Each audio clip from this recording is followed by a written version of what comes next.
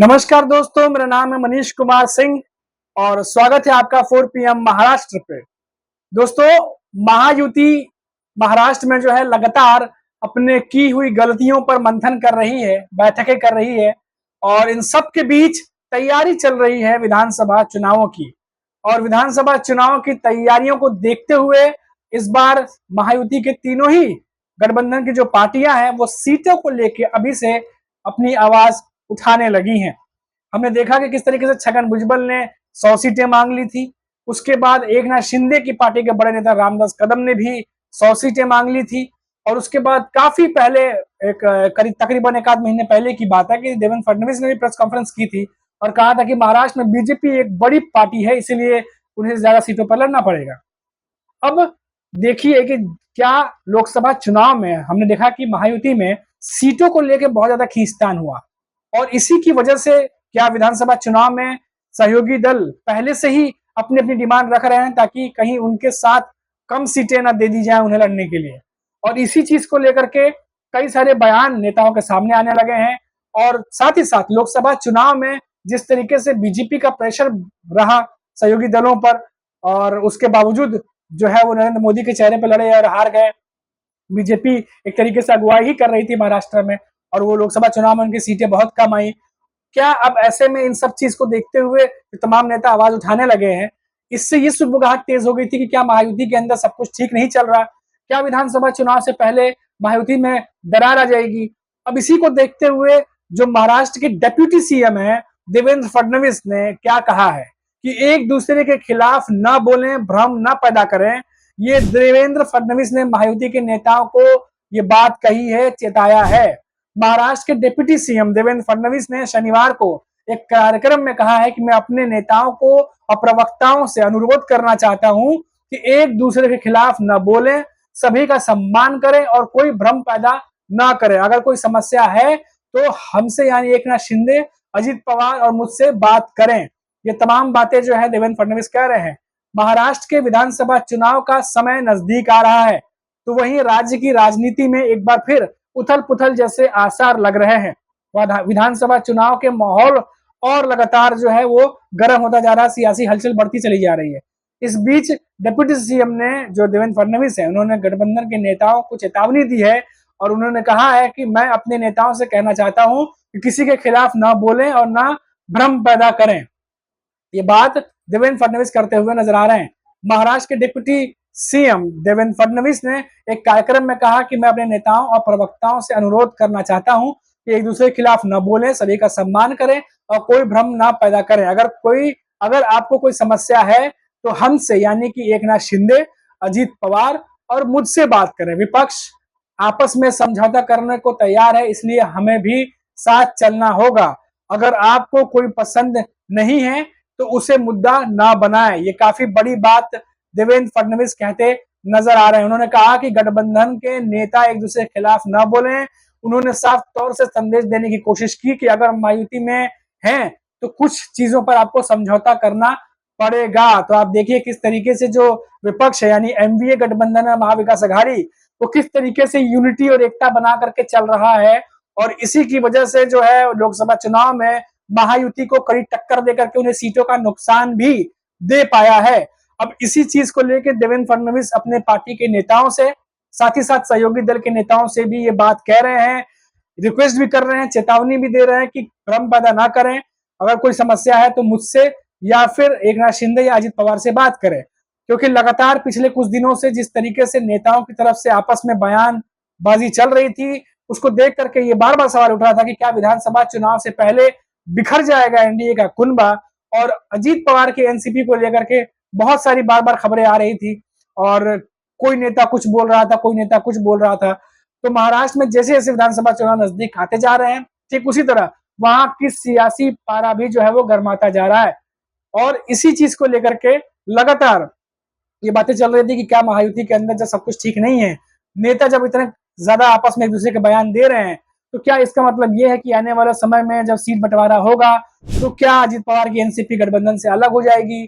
क्या एकनाथ शिंदे नेगोशिएट करेंगे? क्या वो ज्यादा सीटें लेंगे? तो कई सारी ऐसी बातें हो रही थी। इन्हीं बातों को देखते हुए जो अजित पवार की एनसीपी, हमने आपको पहले भी बताया था इन्हीं चीजों को ध्यान देते हुए अजित पवार के एनसीपी की तरफ से अपने पार्टी के नेताओं को उन्होंने नोटिस दे दिया था और कहा था कि अगर कुछ भी अगर उन्हें बोलना है तो पहले वो जो पार्टी के सीनियर नेता हैं उनसे पहले विचार विमर्श करें, उनसे संपर्क करें, तो ही आगे भी किसी भी चीज पर वो बोलें। तो ये बात जो है उन्होंने कही क्लियर।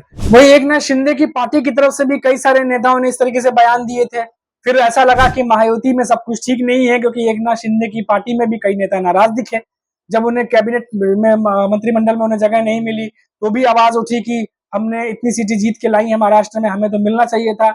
और बीजेपी के जिस तरीके से सबसे बड़े अलायंस में से एकनाथ शिंदे की शिवसेना को देखा जाता है कि ज्यादा सीटें लेके आए, ज्यादा सीटों पर लड़े वो, तो उनकी पार्टी की तरफ से आवाज उठा के कैबिनेट में उन्हें मंत्री पद मिलना चाहिए था, पर उनके मंत्रियों को नहीं मिला। फिर सीटों को लेकर बात हुई, तो इसीलिए अब तीनों ही दल ये कोशिश कर रहे हैं कि पार्टी के नेताओं को रोका जाए और जिस तरीके से बयान आपसी मनमुटाव वाले बयान या कह लीजिए आपसी एक दूसरे के खिलाफ बयानबाजी है उसको कम किया जाए, क्योंकि आने वाले विधानसभा चुनाव में फिर उन्हें वो नुकसान पहुंचा सकता है। जैसा कि हमने आपको बताया कि इसकी वजह से हुआ क्या था। जैसे महाराष्ट्र के उप मुख्यमंत्री अजित पवार को एक झटका लगने के आसार बताए जा रहे थे। क्यों बताए जा रहे थे? क्योंकि राष्ट्रवादी कांग्रेस पार्टी जो है, यानी कि जो चिंचवाड़ की विधानसभा सीट से चुनाव लड़ने से जो इच्छा जाहिर कर दी थी एनसीपी के नेता ने, और इससे पहले भोसारी सीट को लेकर के भी पार्टी में चर्चा का दौर शुरू हो गया था, जहां से अजीत गवा ने दावा पेश करने की तैयारी कर रहे थे। अटकलें हैं कि उन्होंने शरद पवार से मुलाकात भी कर ली थी। अब इसी सीट पर जो है वो बीजेपी के जो नेता है वो भी वहां पे काफी मेहनत करते हैं और सीट वहां से वो लड़ना चाह रहे थे भोसारी सीट से। तो इन सब चीज को लेकर के जो आपसी मनमुटाव है, जिस तरीके से सीटों को लेकर के बीजेपी एकनाथ शिंदे की पार्टी के जो नेता है वो आमने सामने कई बार आ जा रहे थे। लोकसभा चुनाव में भी आप देखिए कि जिस तरीके से जो मावल की सीट थी, वहां से हमने आपको एक स्टोरी बताई थी कि मावल की सीट पे किस तरीके से एकनाथ शिंदे के जो कार्यकर्ता थे वो वहां पर मेहनत कर रहे थे, वहां पे कैंपेन कर रहे थे, पर अजीत पवार के जो नेता है वहां के, उनकी तरफ से उन्हें कोई सपोर्ट नहीं मिला। तो इस बात को लेकर के जब 20 मई को मतदान समाप्त हुए तो फिर वहां से भी आवाजें उठी थी कि हमें अजीत पवार की गुट की तरफ से जो है वो बिल्कुल भी साथ नहीं मिला था कैंपेन में, तो इसकी वजह से भी हमें वहां पर नुकसान हुआ। तो इस तरीके से कई सारी बातें निकल के सामने आने लगी थी, और पार्टी के शीर्ष नेता ये नहीं चाहते हैं कि ऐसी बातें सामने निकल करके आए जिससे मीडिया में सुर्खियां बने, विपक्ष को मौका मिले और वो उन पर हमलावर हो और उनके अंदर की जो कमजोरी है कह लीजिए, या जिस तरीके से अंतर कला की बातें वो सामने आए, जिससे बाकी के जो नेता हैं, जैसा कि मैंने आपको बताया कि विधानसभा चुनाव से पहले बहुत सारे नेता दो मन में है कि वो पार्टी छोड़े या रहे, तो उनके भी मन में कुछ ऐसे डाउट अगर आते हैं कि क्या पार्टी के अंदर सब कुछ ठीक नहीं है तो क्या पार्टी बदल लेनी चाहिए, ऐसे ख्यालों के साथ में भी कुछ नेता हैं, तो उन पर भी असर पड़ेगा। अगर वो पार्टी छोड़ के जाते हैं तो फिर महायुति को धक्का लगेगा।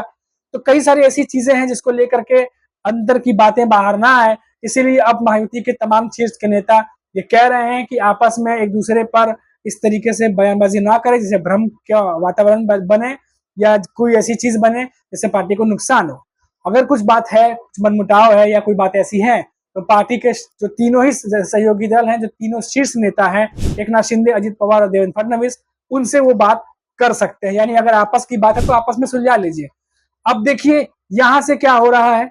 जैसे हमने आपको बताया कि किस तरीके से संभाजी नगर में उद्धव ठाकरे के साथ बीजेपी के कई सारे नेता जो है वो जाने वाले हैं। उससे पहले हमने आपको बताया था कि कैसे एक और नेता जो एमएनएस के रह चुके हैं उन्होंने भी उद्धव ठाकरे की पार्टी को ज्वाइन कर लिया था। उससे पहले हमने देखा कि बीजेपी एक बहुत बड़ी नेता है, उन्होंने शरद पवार की पार्टी को ज्वाइन कर लिया। तो अब महायुति के कुछ कुछ नेता जो है वो पार्टी छोड़ के जा रहे हैं, लेकिन अभी भी कुछ कुछ नेता हैं। लेकिन जिस तरीके से खबर आ रही है कि आने वाले समय में जैसे जैसे दिन बीतेगा, विधानसभा चुनाव नजदीक आएंगे, ये तादाद बढ़ सकती है कि कई सारे ऐसे नेता हैं जो महायुति में रह करके उनका ये कहना है कि उनकी इच्छा जो है उस तरीके से काम नहीं हुआ या उनके हितों की अवहेलना की गई। जैसा कि हमने अजित पवार की जब मीटिंग हुई थी देवगिरी पे और वहां मंथन जब कर रहे थे तो हमने वहां से आपको खबर बताई थी कि 5 विधायक नहीं पहुंचे थे, और जो पहुंचे थे उन्होंने भी यही बात कही थी कि पार्टी के नेताओं का ख्याल नहीं रखा जा रहा, उनके हितों का ख्याल नहीं रखा जा रहा, उन्हें कैबिनेट में मंत्री पद नहीं दिया जा रहा, जिसकी वजह से वो सेटिस्फेक्शन लेवल उनको नहीं पहुंच रहा इतनी मेहनत के बाद भी, और इसी वजह से वो नेता जो है कहीं ना कहीं नाराज भी हो सकते हैं और पार्टी छोड़ के जा सकते हैं। कई सारे ऐसी बातें निकल के सामने आने लगी। इन्हीं सबको देखते हुए एहतियातन अब महायुति जो है, पहले तो पार्टी के जो नेता हैं उन्हें कुछ भी बोलने से रोकना चाह रही है। और दूसरा, अगर आपके मन में कोई पार्टी को लेके या कोई कुछ ऐसी चीजें हैं तो आप जो पार्टी के शीर्ष नेता हैं उनसे बात कर सकते हैं। ये देवेंद्र फडणवीस जो है वो दरवाजा खोलते हुए दिखाई दिए हैं। और देवेंद्र फडणवीस का ये अपने आप में एक बहुत बड़ा स्टेटमेंट है, एक तरह से कह सकते हैं कि जिस तरीके से उन्होंने कहा कि जिस तरीके से जो विपक्ष है वो यूनिट होकर लड़ रहा है, हमें भी उस तरीके से एक यूनाइटेड होकर के जो है लड़ना पड़ेगा, एक साथ होकर लड़ना पड़ेगा और आपस के भेदभाव को भुलाना पड़ेगा और किसी भी ऐसे बयान से बचना पड़ेगा जो भ्रम पैदा करे, और एक दूसरे को सम्मान देना पड़ेगा। तो अभी के लिए तो फिलहाल इतना ही जो खबरें थी हमने आपको बताई, महाराष्ट्र की राजनीति में क्या कुछ चल रहा है। फिर लौटेंगे तो बात करेंगे किसी बड़ी खबर पर। तब तक के लिए मुझे इजाजत दीजिए। नमस्कार।